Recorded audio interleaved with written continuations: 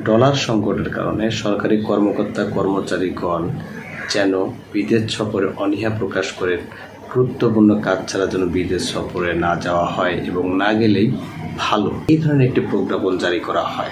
কিন্তু এই প্রজ্ঞাপন জারি করার পরেও এই সব কর্মকর্তাদেরকে কোনোভাবেই ঠেকিয়ে রাখা গেল না।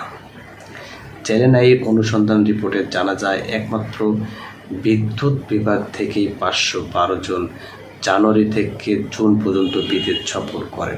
অনেক সময় এই সকল কর্মকর্তারা বিদেশ সফরে গেলে 1 বছর 6 মাস 2 মাসের ছুটি নিয়ে থাকেন।